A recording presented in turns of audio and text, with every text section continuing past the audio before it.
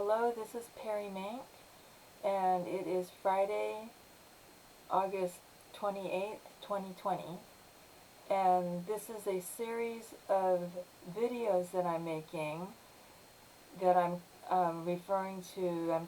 The title is For the People. And it's a current event, and it's also a way for me to reach out to the public to inform you of this very corrupt government system that we have here in Contra Costa County, California, in the San Francisco Bay Area. And it's dangerous because they use what I refer to as network terrorism, and then it goes outside of the county, it goes outside of the state, and then it goes out into other countries. And it's not just a trap at the courthouse, they are also using this network terrorism and this hunting method once you get here. And so it affects people who immigrate here from Europe and Asia and so forth. Alright, so today Winnie and I went to the food bank, which is about, I guess it's about 10 blocks away, and we went by a bicycle.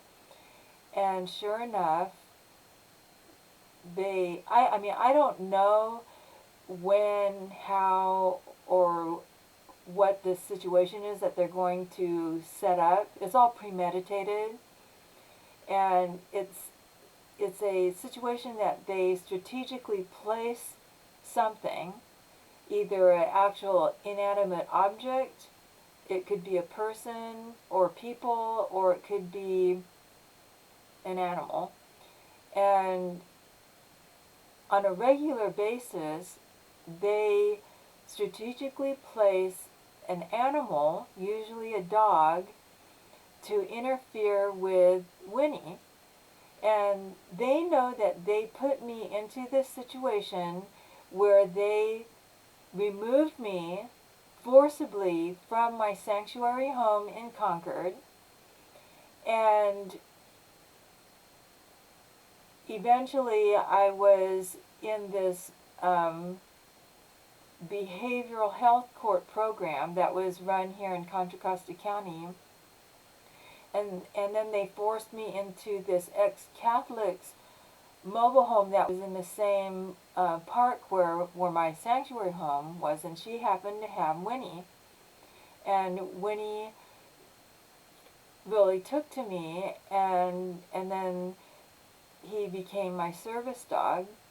So he's not this service dog that went to a training school just for service dogs, and then he has all these learned, trained, good, what do they call it, good citizen tests that they pass. I had to train him, but I didn't know at the same time, while I was trying to train him in 2014, 2015, that the Nazi, I call it Nazi government because they operate in very similar ways before they took Jews to these large ghettos. So I didn't know at the time, but when I was trying to train with Winnie, they were sabotaging our efforts. So he's my service dog. He does provide services specific to me. He just doesn't have all of the good citizen training, or how shall I say, mindset for him to appear like he's a specifically selected dog for what you would call these service dogs that come from these organizations. As long as I have him under control, it's acceptable. However, because they want to attack me everywhere I go, they keep causing a problem. So they keep wanting to make me look bad. They want Winnie to look bad. And they just do this everywhere I go. I don't know when it's going to happen, but it did happen down there at the food bank today. In addition to that, when I rode up, one of the volunteers, a white man, was talking to me about. At first, I didn't understand what he was saying. When you're wearing the mask, it's hard to understand, but it had something to do with Winnie. And then he started describing the image that we have when we think of Toto, the dog in Wizard of Oz. And that's when I told him, I said, did you know that the Wizard of Oz is about Jews? And he didn't know that. And then he said something about the person that the Wizard of Oz was based on, the author. And I said, I don't know, and I'd look into it. Then, but prior, as we were riding up, I could see there was a black Labrador at the end table. So when you go around the truck to pick up the vegetables, this is produce day, then at the end table was the woman with the black Labrador, and then you would walk then forward, and then you would leave the distribution area. Instead, when I came around on the bicycle, I was walking, Winnie's in the basket, she's coming around, like somebody told her, signaling to her, here they come, now go. And it was intentional. This is to cause a problem for me because they don't want me to be acknowledged. And so everything that they're doing is to suppress me to the point where I can't have my identity. So that was what I wanted to talk about today. And the method, the phrase I want to focus on is that they strip you of your identity. And so that was the whole purpose of what they were doing to me at the courthouse. You don't know that strategy, that tactic is already in place at the courthouse. This stripping you of your identity is what they teach at the Catholic schools. Now, how do I know this? Because my mother went to a Catholic school when she was a child, and that was the method that she was using on us children, on her children, as child rearing, because that's what they were telling the students, that's what they were supposed to be doing. So we didn't have the right to express ourselves as children. We weren't supposed to be individuals. We were degraded, psychologically degraded. And that's the method that they use at the courthouse. And it's illegal. Every case that is filed in the legal system in this state, in the United States, every state in the United States, each case is heard on its own merits. That means that each individual in the case is an individual. You would see that person's name, and that person is an individual. You would see another person's name, and that person is an individual. Each action that occurred by the individuals in the case are the facts. And those facts are then matched with the evidence, and then our laws are applied. That's not what our court system is. The court system has been overthrown by Catholics, and so they don't see you as an individual. They've stripped you of your individuality. Then in my case, because I followed the law, that's what I know about this country. And so I studied the law, and every time I went to court prepared, and it was based on our laws. And I wrote my own briefs, my own legal documents, and it was based on the facts of the case and evidence, and then I applied our laws. So what's so disturbing is that it's over 14 years now, and my rights have been completely disregarded. And what's worse is the strategy, their tactic after that is that you're supposed to be destroyed. So the women at the courthouse do not preserve your rights. They weren't hired there to preserve your rights. At some point, I don't know when, the court system had already changed before I filed my civil case, before I filed in court, and the system was already set up that you were not acknowledged as an individual. So the women there were not preserving female rights at all, and the federal government was not acknowledging me for very simple, short paragraph that it was a corrupt system, and I used diabolical, and then when I wrote to the AG, Kamala Harris was also ignoring our rights. And it's very disturbing because it's already premeditated. And so the words, you'll see them used from one government entity to another. This is all in the legal system. Then when you get to your representative, they're doing the same thing, ignoring you. And then they have a form letter. It's a facade.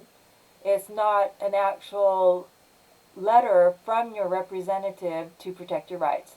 There's no protection for your rights.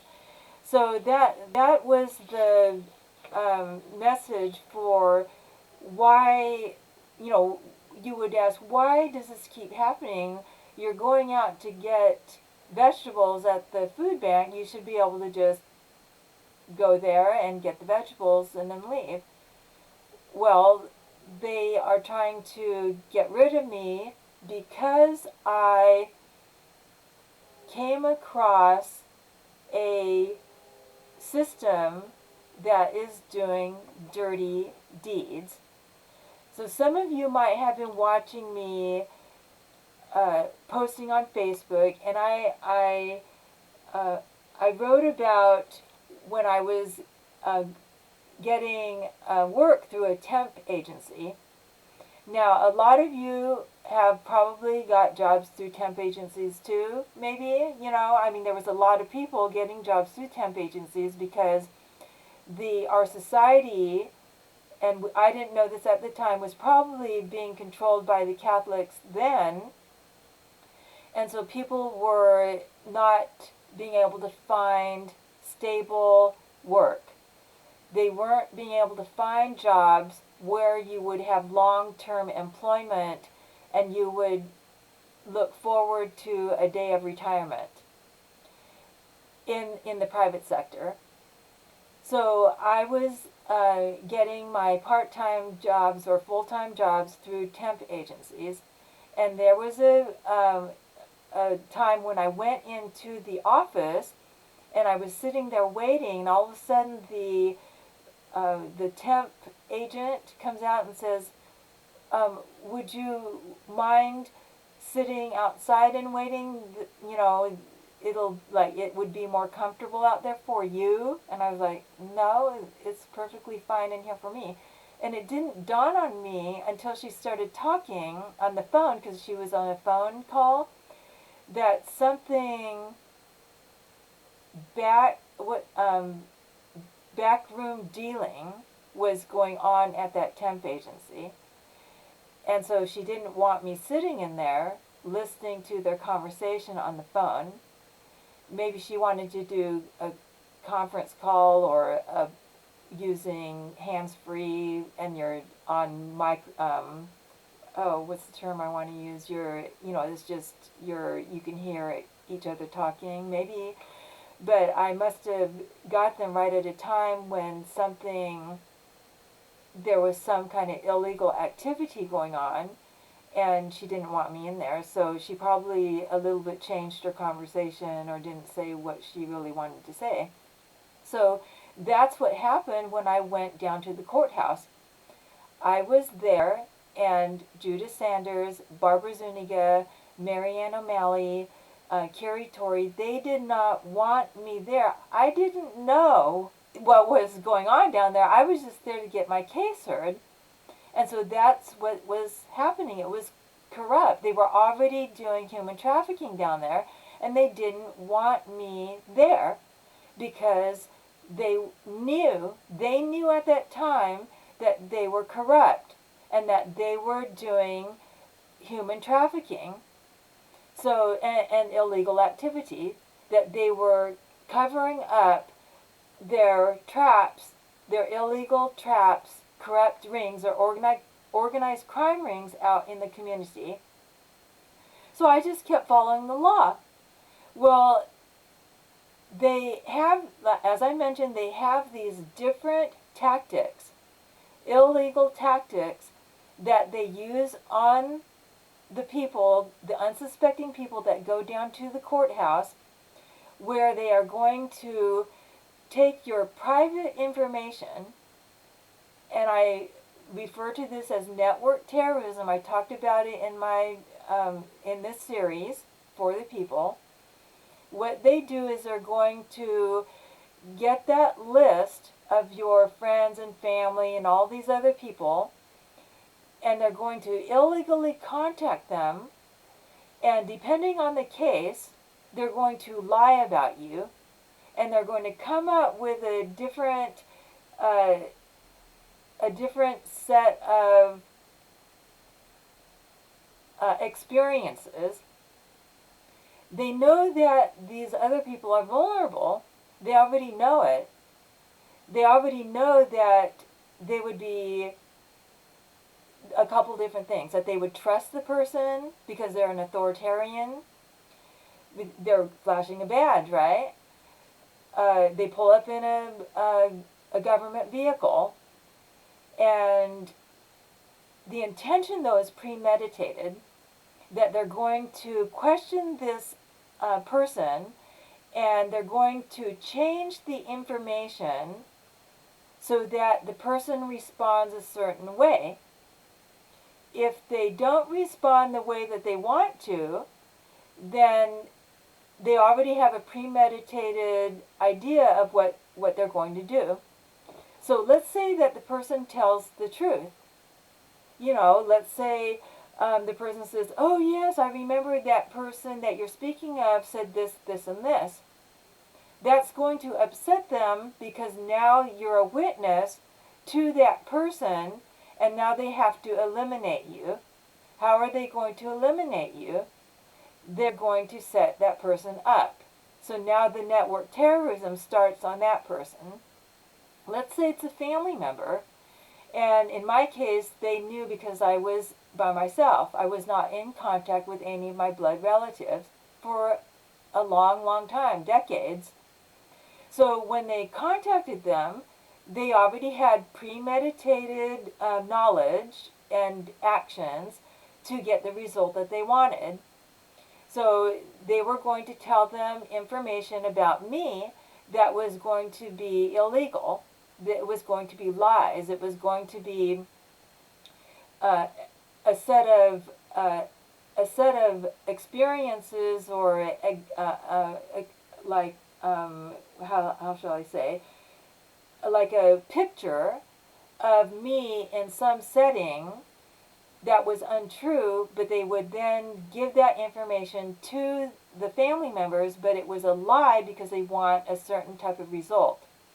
So, for example, knowing that the family is vulnerable, that family members could then cooperate in a way that was assisting them to then eliminate the main target, which was me, a witness to veterinary fraud. So that worked for them at that point. However, at some other future point, they know that they would get a complaint about what was happening before, that's when they would turn on that family member that had cooperated with them to their advantage. And then they would claim that they were active participants and that now they had to be prosecuted or somehow destroyed too. And then so that was the other aspect of the network terrorism. So what's disturbing is because they focus on your relationships. And it could be an ex-boyfriend, it could be an ex-husband. If you're a man, it could be your ex-wife, or maybe you were same-sex, but you're saying you're heterosexual. So they're going to use that against you, and you would feel disturbed because that's your private information. Why are they using that against you? So they focus on, in my case, like a boyfriend or who was I dating and things like that, because they justify in their head getting that type of information to then turn it into the type of relationship that they want to present, so that they could not only justify in their head that they are destroying you, but it's lies, and it's terrorism. What I posted on Facebook recently that I have photos, okay? They want to present me as a streetwalker, all right?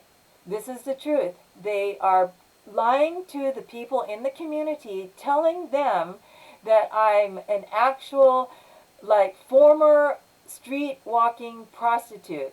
It's disturbing. It's not true. So here is a photo. Let's see.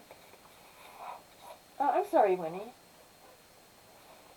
So I had to redact my girlfriend at the time,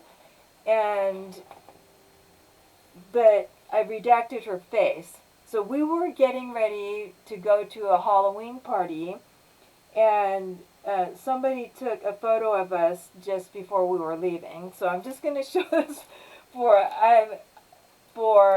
purposes of not embarrassing my friend or anything. It's just we went dressed in these costumes, and this is what we look like. And by the way, I didn't know where to go because I'm not into partying. And so I don't think she was normally a party person, but she remembered this place, and so we were going to go to this Halloween party that I drove. So here's the photo. So you can see I'm in the Tahitian outfit, and we were just going out as, these are costumes that are not illegal. This is not street walking. I'm sorry, I'm laughing because they are doing everything they can to kill me, and it just at this stage, it's scary, but when you're this scared, you laugh. And I posted that on Facebook, that even investigators would start laughing because it's just so scary. But that's not illegal to wear a Tahitian outfit, and I even made the lei and the head dress. I made my own flowers for that. They're not real flowers. But they stole my Tahitian skirt.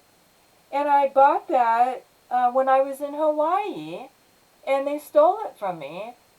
Why would they steal my Tahitian skirt? That disturbed me. So there was nothing about my friend and I doing anything illegal. And, I mean, they actually think that I'm walking the street in a Tahitian outfit and I'm tricking, okay? That's what they think. So the other thing I wanted to show you, too, is some photos that I have of my family. And this is what they don't want you to see. That's me with I'm a pug mom. And they don't want you to see this. Let's see, how do I do this? There. They don't want you to see my family. You know, and that's the disturbing part, because they're doing this to moms too with children. And here's a photo. Okay, so that's me too. That's me too. But this here, right there, is Elvira. Oh, there you go. There you go. There, can you see? And I took her to doggy daycare because I'm a mom, and I was meeting a friend, a girlfriend, and we were going to spend the day at the Sacramento. It was a Sacramento home improvement show, and like a both home improvement, garden, uh, like not contractor. I don't want to say. It was more geared towards like your own DIY type of thing. Yeah. And so I took her to the doggy daycare, and it was just a pug doggy daycare. And that's what's so disturbing. Okay, so here's another photo I wanted to show you. And this is, let's see, this one right here. So this was in my sanctuary home, and right about here where my finger's pointing was where I had my, it was a nightstand, and next on the bottom part of it were my original Bible with little orange torn sticky notes where I didn't write in my original Bible, but I put sticky notes wherever I wanted to just refer to that page again. I had my English Bible. I had the Reader's Digest History of Christianity. I had a paperback. Uh, it was focused on the New Testament, and the front of it was maybe about this big, I guess. And the front had a illustration of what Jesus would look like with the knowledge that we have today with science, and the reconstruction of what he would look like. And it had more very dark hair, a short haircut. And they took that from me. They took my DVDs that had more of a Christian-based story, stories in there, and very nice music. I used to listen to that regularly before I would go to sleep. And they took all these things from me. They took I had I don't know if it's in, I don't know if there is a photo here, but it was let's see if there is a photo. Check this one. I don't have. It was the front of the bed where it would be like a headboard, but I didn't have a headboard, and I had my stereo there. They took that too. It was just a portable handheld type thing, and that's where I would put my CD or my disc to play. And beneath that, I believe I could even do the cassettes, and then below that was just a small little like clear plexiglass CD holder that I had all my KKSF AIDS relief CDs in there, and I also had some Christian CDs, and I only have one left that just somehow ended up in the box. That's all I have left. And it's so disturbing because that's my property. They were defiling me for being a Christian. This is how disturbing the legal system is. So let's see what else I wanted to show you. Let's see. Oh yeah, so this is something I'm surprised I have a photo of. So this one right here, and do you see that, let's see, this thing right here, this red, let's see if I could do this, red box with white on it? That's for my car. It's the air filter. I would put the air filter in my car, would change it regularly. That makes a big difference if you simply buy the air filter and then you replace it. And then that gives you a longer life on your maintenance, and that's part of taking care of your car. paid for it. I put it in. I didn't ask somebody to put it in for me, and then I exchanged it with sex. Okay, that's what they want to present me as to everybody. It's disturbing, very disturbing. All right, so here was another one where, let's see, oh yeah, so this you could just see my bicycle in the background right here, and they stole that. They stole my bicycle. I had my first bicycle was when I was in 8th grade. My parents bought it for me. It was like a 10-speed, and I rode that bicycle to work, even when I was young, before I turned 18. Then when I went to college, I started riding it to work again while I went to college. I wasn't prostituting. I wasn't riding my bicycle to a John's house.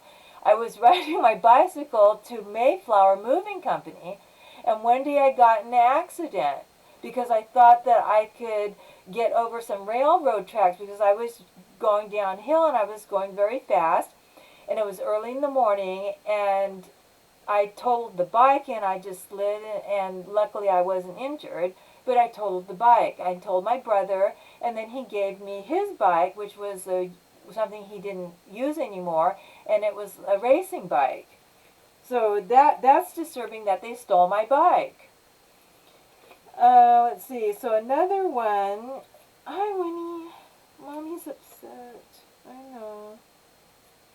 Let's see, why did I mark this one off? Oh yeah, so here's this, you could barely see it, right there. Gold plant stand. Okay, so they're mocking me, they stole it, and they're mocking me about everything that I purchased. Because I was very good at shopping, and I wasn't into, one of these fantasy worlds where you just switch everything out, and you go, oh, I want all new things. So I cherish that. I bought it at a secondhand store. Okay, there was, hi. One, there, I think there's I thought that there was a better photo of my bicycle, but I thought there was a better photo of my bicycle. I'm just looking really quick. There's other photos in here where I would go to a dog park with pugs. It was a pug park. I don't know. I thought I had a photo of I'm sorry, Winnie. It was a better photo of my bicycle. I don't know what I did with it. Oh yeah, here it is right here. Okay. I didn't mark it off. Okay, so here's the bicycle that they stole. And my brother gave that to me because by the time I moved to Castro Valley, I already totaled my bike. Okay, so because I was living in San Francisco, and so I totaled my bike there. But what was I working on there? I don't know. Can you see it? Right here. See the saw right there? I was working on. You can see it. Let's see if I could do this right here. Do you see right here? Who's that? Okay, I made his cat house, and so you can see it right here, right there. I built that myself. I designed it and built it. So they could keep saying that I'm a walker, a street walker, prostitute. I'm not. And I'm going to be speaking for myself because my identity is my identity, and I have a right to speak up for myself and protect my rights. And the government is supposed to make sure that our legal system is not a prostitution house, a whorehouse, and a place where licensed people are that corrupt that they're running human trafficking. That's illegal. And I have a right to my property. I have a right to my sanctuary home. I have a right to my car. They damaged my car, my classic car, and they damaged it. And I'm paying for insurance, and I can't even get the car fixed. So that's what they've been doing. And some of you noticed that I posted earlier, I posted a homework assignment on Facebook. And I'm talking about, can you, with the knowledge that you understand now about the cruel Catholic MO, and can you identify white prominent men that they would apply this to? And that's their role model for what they want to do to us common people. And it's just a setup. So who do you think that would be? Okay, well, I'll the homework assignment is difficult, so I will leave that for the assignment for the people who are watching YouTube as well as for Facebook. And then I wanted to touch on the history again of what our founding fathers wanted for us, and that was that we have individual rights. So some of you are blind to what they're trying to portray our history now, like Nancy Pelosi and George Soros and some of these other people. They're trying to make it look like our founding fathers were for slavery, but what they don't want to talk about is through the hundreds and hundreds of years, the Catholic Church stems from the Romans, and during that time, during Jesus' time, with Egyptians, Romans and Egyptians believed in slavery. And so that trickled into Romans, which then became Catholic. And so they still go through phases where that infiltrates into the Christian faith. And people don't realize it because they're presenting the Christianity through this Catholic, Roman Catholic, which is actually Roman Universal, that's what it means. And so you don't understand it because they mix Jesus in there. And so it comes across like they're presenting their teachings that are coming from Jesus' teachings. But it's not coming from Jesus' teachings, it's coming from the Romans. So then you see this fluctuation throughout time where people that joined with the Roman Catholics based on them joining because of this presentation of Jesus' teachings, they then start to fight for that again to bring Jesus back into the Catholic Church. Or you see them leaving the Catholic Church. And so that's when you see what was going on with the Reformation and the Protestants, and then branching off from there.